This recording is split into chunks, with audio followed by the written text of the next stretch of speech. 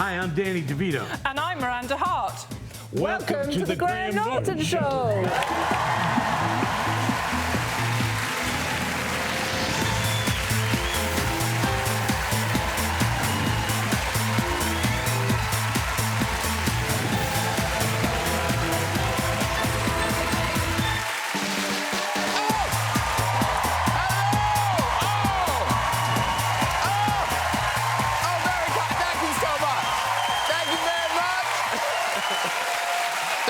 It's too much.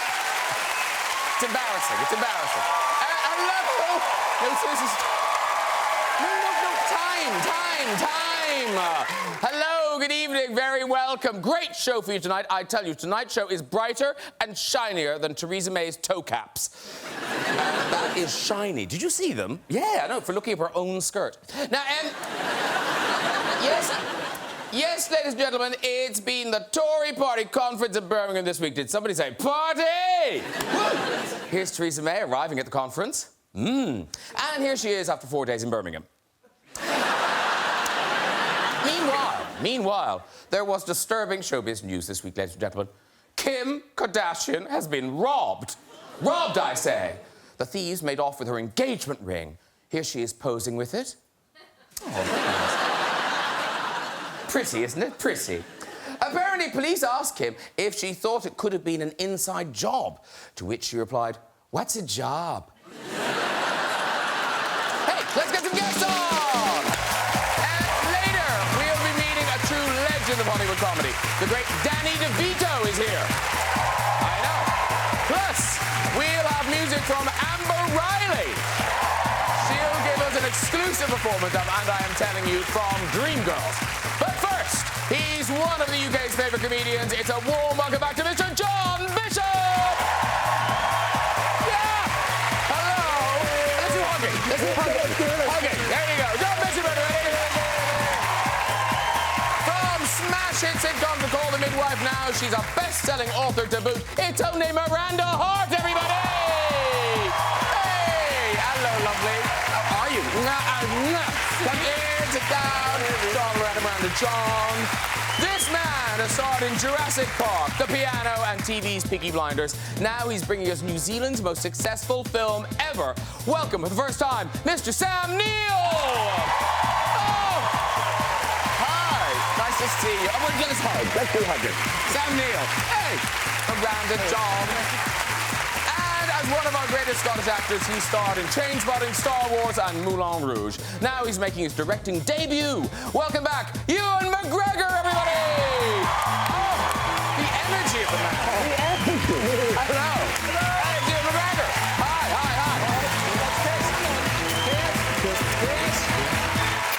Lovely. Sit down.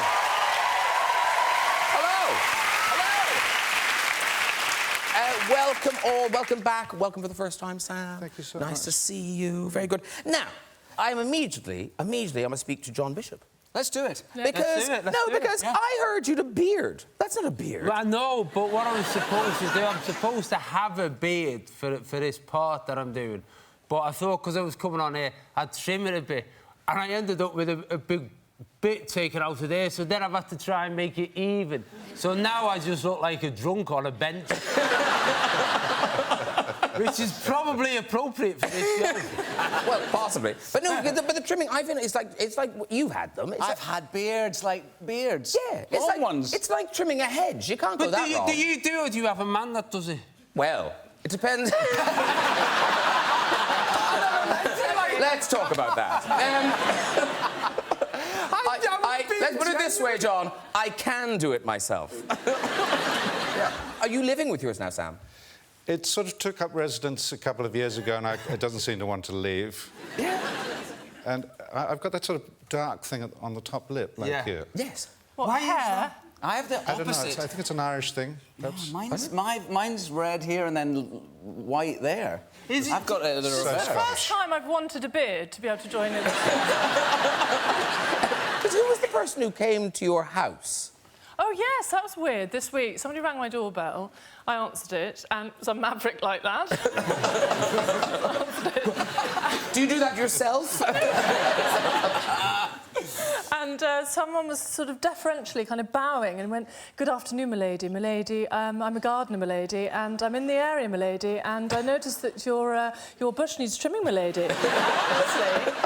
And I was like, am I in a scene of Downton Abbey? What's happening? And then he looked at me and went, "Oh, milady, it's you, milady. It's you from the bill? Milady, no. Milady, I know. Oh, you've made my day." And so I got him to trim my hedge. And then I went to get some cash, because I didn't know this was going to happen. And came back and said, "Oh, I've just been telling my wife I met you, milady. I'm so excited, milady. I'm just utterly thrilled. Just one question. What's your name?" Just thing. I thought, how's he been describing me to his wife? Oh, now, here's the thing. Sam Neill and Ewan McGregor... Now, am I right in saying you've never been in a film together? No. No. But you have hung out. Oh, yeah. I was in Australia when I was doing Moulin Rouge and when I was doing the Star Wars 2 and 3. And we'd have dinner parties and stuff. Yeah. We're all mates. Now, Sam Neill, Ewan McGregor slightly dobbed you in it because he told us that you used to jam. Yeah, his... I did, I'm sorry. It's a bit of an exaggeration. We were usually drunk, and he's good, and I'm crap. That's definitely And he not can play guitar, and he can sing. I mean, you're singing in films all the time. Even when it's not a musical, you sing. You're any excuse to sing.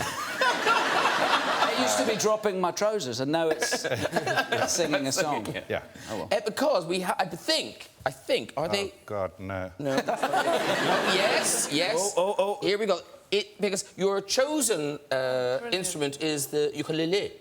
Yes. Since when is it called ukulele? That's how it's actually That pronounced. sounds right. Yeah. Type it into a computer. This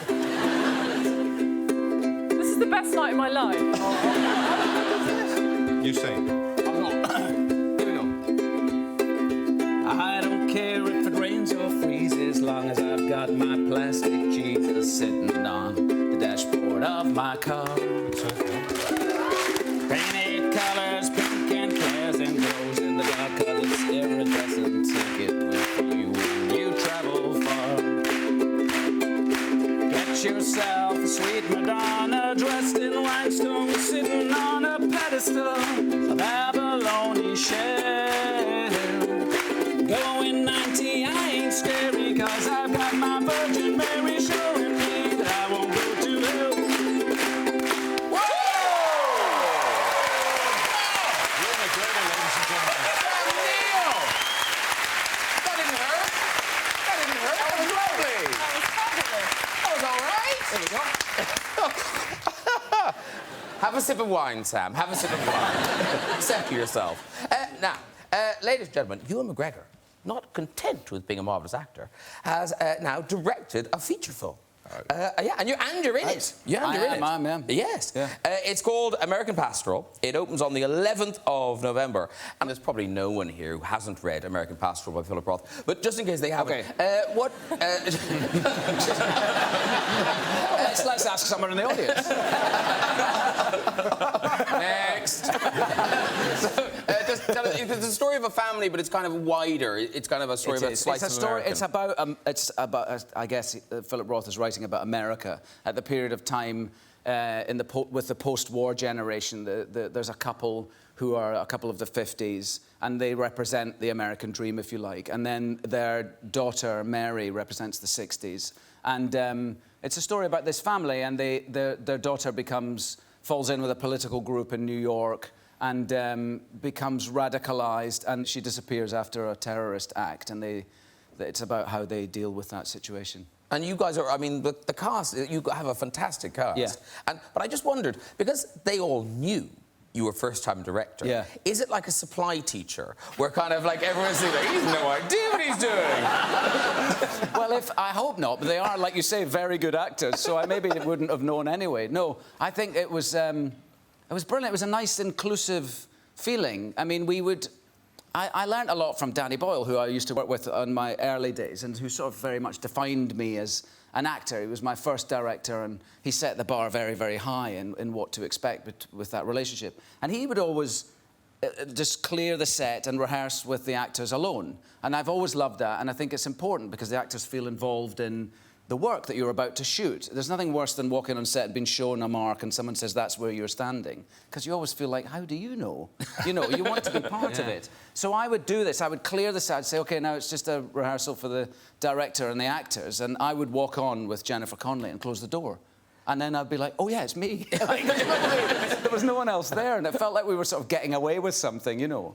But we had that freedom, and we took that time to do it. So I think the actors felt involved and, you know, creatively satisfied. Because, John, you did a bit of directing. You directed on Sky. I did the Little Cracker, which is a thing that they have on Sky, where you do a little 15-minute thing, and it was...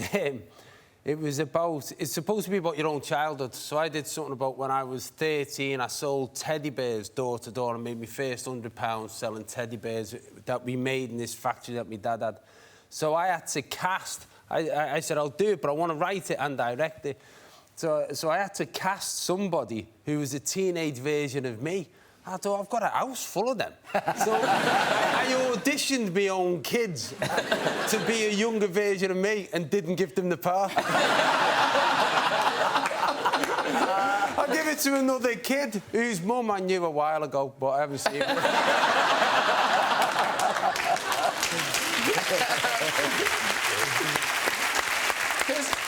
With Miranda, did you direct any episodes? No. No, I didn't direct, sort of technically television-wise, but in the rehearsals I direct the performance and the movement a bit. So I'm theatre directing is my passion. That's what I'd like to do. But you did do the casting. Well, yeah, that is a perk of the job. It's the casting. Actually, I think I would love to have cast you. Would you like to be in Miranda? I would bring back Miranda if you wanted to be in. Oh, come on.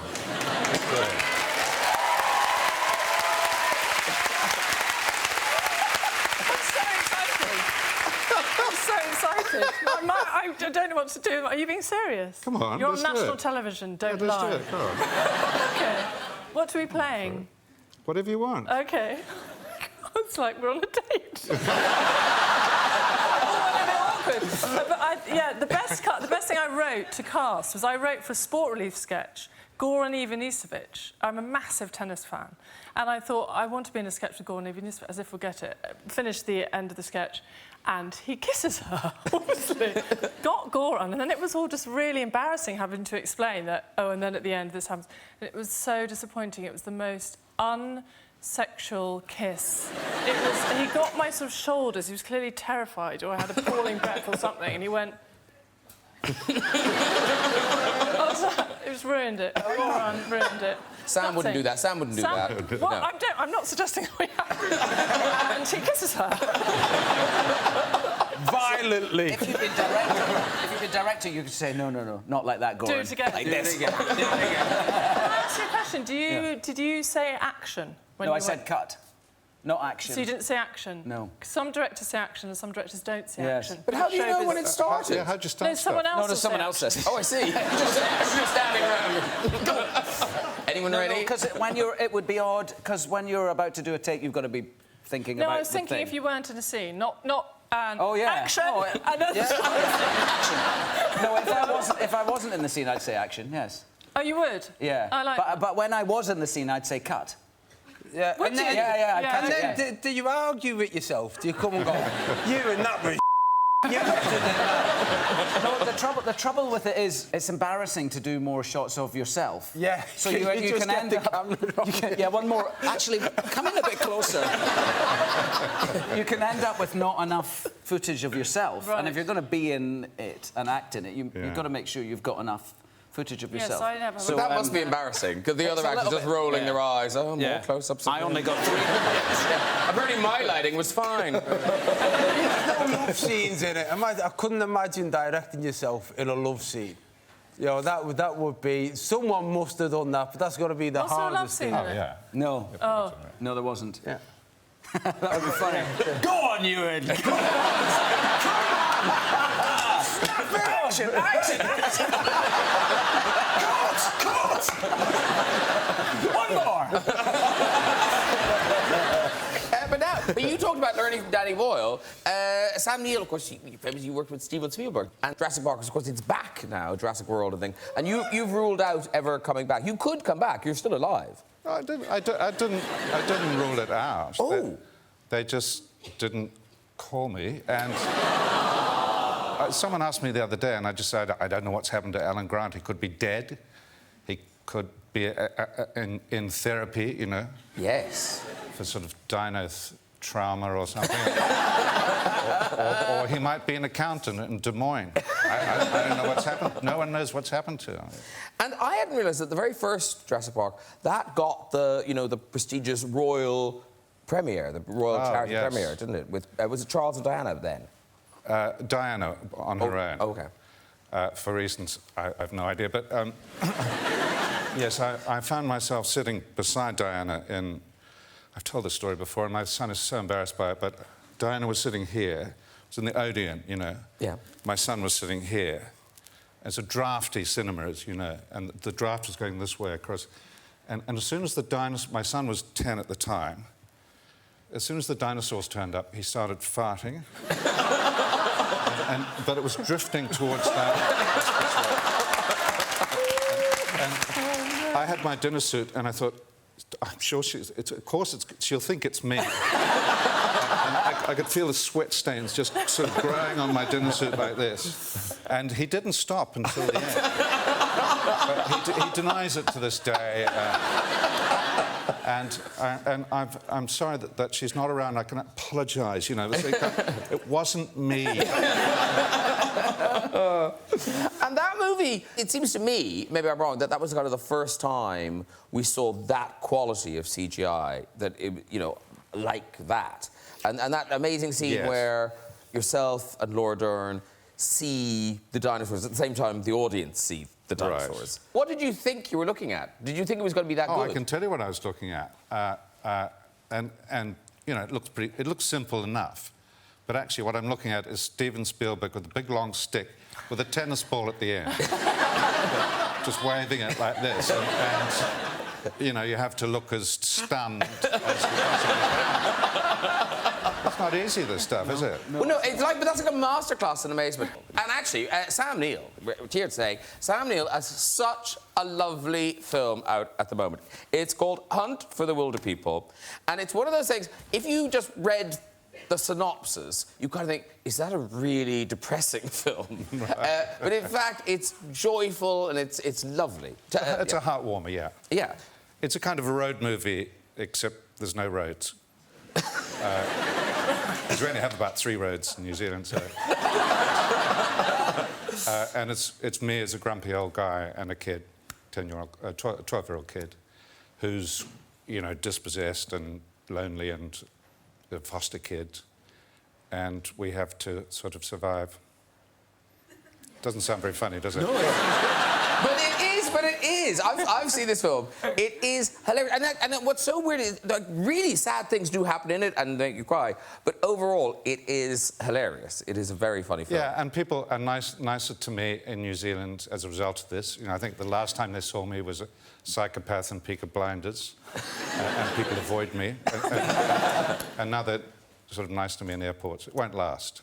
And Sam, you know I'm a fan, but your co-star does steal every scene he's in.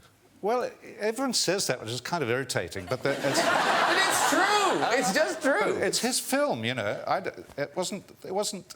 These scenes weren't his to steal. I could have stolen them. You gave them to him. You gave them to him. No, yeah. Yeah. And also because he's 12, but this isn't his first time at the rodeo. He's fantastic and such a nice kid. We've been all over the world together, you know, with this little movie that came from nowhere, which people seem to really respond to, and it's been a great adventure. And it's outgrossed everything in New Zealand, hasn't it? It's one of those films that everybody's been to see. Yeah, we don't really count The Lord of the Rings because it's American money.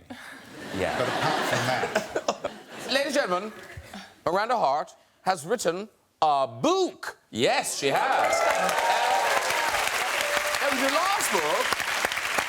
Your last book was like the proverbial hot cakes. Is it just me? Oh, is it just me? It did very, very well. So pleased. Yes.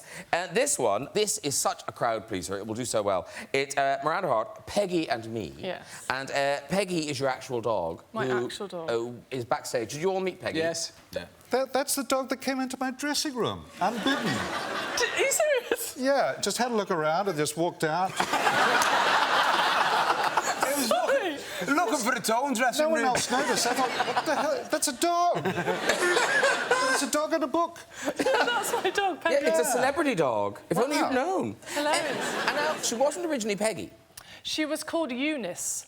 And which actually, now, in fairness, that is an awful name for No, but there's a reason, because her siblings were called Mavis, Elvis, Gladys and Boris, and her mother was called Doris. So do you see, someone had to be lumbered with Eunice. I changed that straight away. No, because you have rules, don't you, about dog names?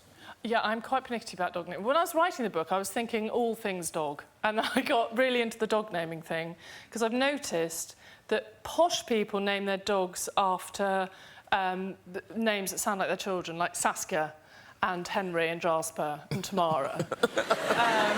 And then sort of slightly more nutty dog owners who kind of dress them up in Colombo outfits, call them Treacle and Bonzo, and sort of cutie names. And then I got obsessed with it, so I did a whole sort of thing about, I think, if you name a dog like a human name, it should end in IE, like Peggy, Flossie, Billy, because you can't call a dog Keith, can you? Or there is somebody in my part who has a dog called Derek, and it's the funniest thing. Yeah. Derek! Sounds like she's lost a geography teacher. And then my one key rule is don't let your children name your dog. Funny in the house, but you will end up with a dog called Ketchup or Poohole. Or Felt Tip, and it'll backfire. But you named your dog Sid. Sid. What does that make me? Well, Not posh. weirdly, I think that's all right. There are some names that don't end in IE. I've thought about this a lot. That are sort of cool, like Sid or Dave, you almost get away with. Dave. Labrador. Do you know what I mean? A Labrador called Dave. We've got a picture of Sid. Well, we show this every time you're on, just because Brilliant. we love it. Oh. How Sid, I've sort of lost it a little bit to my youngest daughter, Anouk, because it's like his duty to look after her, which is lovely. That is adorable. He sleeps in her bed, and wherever she goes, he goes. And but he sort of he knows it's his duty. I think he'd rather knock about with me, but she'll go, Sid! And he follows her, and he kind of looks at me like... he does. And she's this thing where she goes when she goes to the loo for a poop, she doesn't like to be alone. So I guess so that we didn't have to do that, we sent Sid in. Go on, Sid. Go on, son. On you go, on you go. And she's 5.5 now, Oh, so... that's I thought you were going to say 17. Yeah, so he goes in and he he doesn't like it. Surprise. One for the team. Yeah. But you can probably see him look and go, well, at least I don't have to pick it up. Now, John Bishop, now, I always say this and you say you don't, but you must have something like a farm. I suppose you'd call it a small holding rather than a farm. OK. And do you name all the animals? Melanie does it, my wife does it mainly. Or they come with names. Like we just rescued some turkeys from the RSPCA got these turkeys from a battery farm. So we got 3 females, so they came up. And they were in a really sorry state. They look fine now. They were really bare-chested and the feathers have grown. They had the beaks cut so they didn't peck each other in the pens. So they're growing back. And we got them a male. So we got a male turkey from the RSPCA and it arrived. I said, that's great, we've got to give it a name. And he said, it's got a name, Bernard.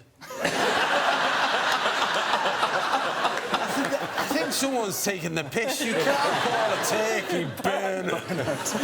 Oh, that's lovely. That's lovely. Because, Sam Neill, is yours a similar situation, or is yours an actual farm?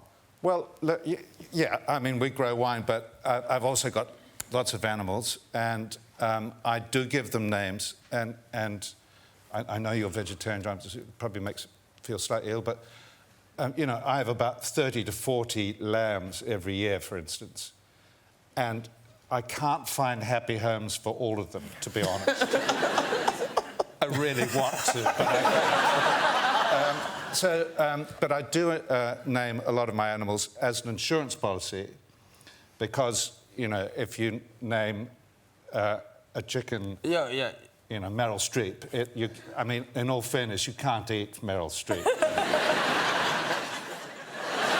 Now, you brought us some pictures of your animals. So who are these people? Or, I mean, not people, they're sheep. Well, that's Susan Sarandon, and Angelica Houston. Which one's which? And they adore me. Look at the love on their faces. Oh. You'd be great, aren't you? And now, who are these?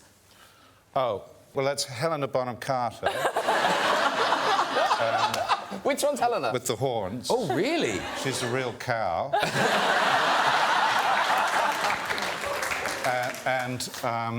The little fella on the left is Graham Norton. This the one? little fella, yeah. No, is that really? Yeah, Did you just do that today? No, that's Graham Norton. And Is that really Graham Norton? yeah, that's Graham Norton. It's brand new.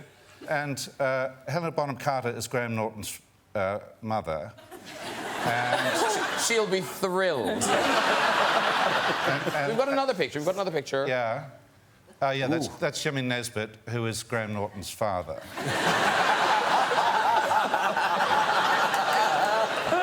Can I just say, I am adorable in calf form. Yeah. I really should spend all my time as a calf. Yeah. Can you So stop cute. fingering yourself?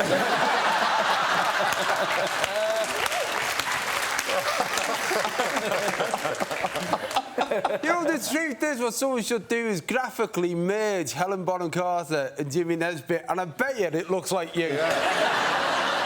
No, that would be very depressing. Ladies and gentlemen, we must very quickly mention that John Bishop, you're back on... Well, you're not back on the road now, but you've announced a tour. Yeah, next year. This one's called Winging It, and it doesn't start for a year. Yeah. But the tickets are on sale now. I know, it's bonkers. You'll know what it's like. You put a stand-up tour on sale a year in advance. Like, if you were a band, you'd be working on the album, and people would go, oh, great, we're going to hear the new album, and all the old songs as well. Whereas as a comedian, I've got, there's a tour on. What are you going to say? No, I have no idea what the content will be, because it's a year away. So I'll just be working on it and building it up. I can't go on and go, here's something from the last tour that you like.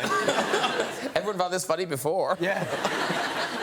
And you are very hands-on with your tour. Like, is it true you handpick the stage crew? Yeah, well, what happens... Not in a creepy way. Yeah, no, not in a creepy way. Come and sit with me, Steve. No, see what you like twiddling knobs. No, it's... That's awful, that came out wrong. No, what happens is, touring can be, I suppose, it's like being in the theatre touring, you know what it's like, it can be a lonely thing if you're the performer. So what I do is we play five-a-side against all the venues that we go to. So we have a five-a-side team. So I pick the crew based on their ability to play five-a-side. So if you come to the tour and the lighting, he's a very good goalkeeper. You know, if the sound doesn't work, he's a great left-back. Right. It is time to meet my next guest. This man is quite simply a Hollywood comedy legend. It's quite a list. Taxi, Twins, Romancing the Stone, Matilda, and now he's here to tell us about his new short film, Curmudgeons. Ladies and gentlemen, it is the one and only Danny DeVito!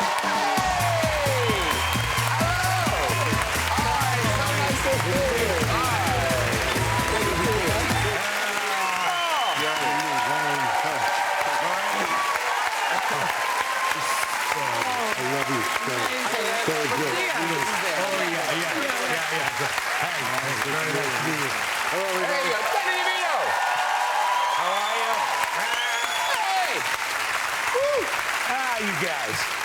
Just watching the show. You're having a great time. Yeah, all good. Really good stuff. Now, funny, we were talking about pets there, and is your dog called Zorro? Yes. Our dog's a Chihuahua, long-haired Chihuahua. Yeah. My son found him under the house when he was a little baby. Somebody abandoned him. We took him in. Beautiful dog. You know, Mexican descent. The Chihuahua. Yeah. Yeah, he's an amazing dog. Oh. And I met Peggy. Have you met Peggy? I did. I'm in your dressing room as well. Peggy was back there. Great. She's doing the rounds. She took She's a doing leak. the rounds. Yeah, she took a leak Did she? in my dressing room. No. No. We bonded, though. Did you She's like really Peggy? sweet dog. She's sweet. Yeah. The last time we met, we were doing animals, weren't we? You were playing a wolf. That's Man. right. Yeah. I was a werewolf. That's in right. Big Fish. That was the last time I saw you. Yes. That was the first time I ever did a bare-ass scene. It was... I can still but- remember your parts in a sock. In a sock, yeah. I mean, it was a big sock, you know. It was one of The those whole idea is that you don't want to... knee-high socks. You don't want to embarrass the crew, you know. But Ewan McGregor, not the only person who's directed a film. Danny DeVito brings us such a beautiful film. Curmudgeons is terrific. Because it is such a fantastic... We can't say that much about it because it's a short film. Well, it's a 16-minute film. How are you going to talk? You know, Yeah, and also... It's about love and embracing the fact that you should be free in life and everybody should respect each other's feelings. It's got a twist, and like some, you know, it's genuinely about love and friendship. And you're playing... Fantastic twist. I was weeping at the end. Yeah, no, you can't help but Weeping cry. there. Oh, yeah. Good. We can't talk. I watched it this afternoon. Yeah, were you weeping too? I wept. You wept? I wept. You wept? It is such a... You said you cry, you laugh, but you're playing older than yourself. Yeah. No, Yeah, in the film. Yeah. And it's a lovely look at old age, but it's also, you know, a bit bleak. Are there any silver linings as we march towards old age? Well, basically, I think it gives you a little bit of a carte blanche. You can say anything you want. That's part of that thing. You know, you really... That's why I love those characters so much. I've always felt that way, though. See, this is the weird thing. From the time I was a kid, I could say anything I wanted. I could... You know, and it's like very, very dangerous. You know what I mean? As you can, you know, if you know anything about my life, it's just really, you know, sometimes it gets a little sketchy. You go out on the edge. But how old were you when you discovered you could get away with? Really young. Really young. I could get away with a lot of. Yeah. Oh yeah. No, I mean like. I guess it was, you know, the thing about Italian families, you know, my family was very, very boisterous, very big, very, you know, like they said anything they wanted. They didn't hold anything back. And I'm from New Jersey, so New Jersey is synonymous with ball breaking. You know, you just break balls. Like what the are you looking at, man? What are you looking at? Yeah. Were you sitting there? What are you doing there with your hand? Anything. You can say anything. It's like really glorious. Okay, this is very exciting. It is time for a musical treat. This lady has gone from hit TV show Glee to make her West End debut in Dreamgirls. Here, with an exclusive first-time live performance of the show-stopping, and I am telling you, I'm not going, please welcome Amber Riley!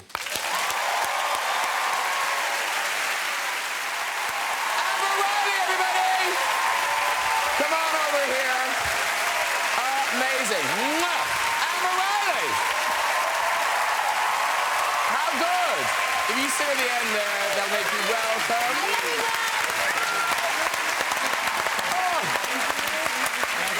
Fantastic. Have a seat, everybody. Have a seat. Have a seat. That was amazing. Yeah, we'll all get on there. I mean, that's stunning. And the band and everything, just gorgeous. I mean, Yes, I'm so glad that's over. But it is crazy because, you know, I, just having listened to you, want to go have a lie down, but you're doing that in the West End. I am. Every night, I guess. Yeah, every night. So we open November 19th. For previews. For previews, yeah, for previews. And yeah, I'm Effie, guys. Yeah. And also, it's one of those things, that's a standout song, but there's lots of great songs in that show. There's One Night Only. Move is their first song in the show, which is like one of my favorites. And it's a beast of a show, but it's so amazing and it's so fun. It's the first time that it's going to be here. So everybody needs to come and see it because we're working really hard. My feet and knees hurt as I speak right now. It's at the Savoy Theatre, we should say. It's at the Savoy Theatre. Yes. Wow. So it starts December the 14th, so it's a real kind of Christmas treat for everybody. Yeah, Did you say December the 14th? Yes. That's my birthday. I know what I'll be doing. We have to make sure you get a ticket. Yeah. Okay? Yeah. Happy birthday. Oh, but listen, thank you so much for doing that. That is a Thank you. stunning, stunning, stunning, stunning thing. That is it for tonight. Please say a huge thank you to my guests, Amber Riley, John Bishop, Miranda Hart, Sam Neill,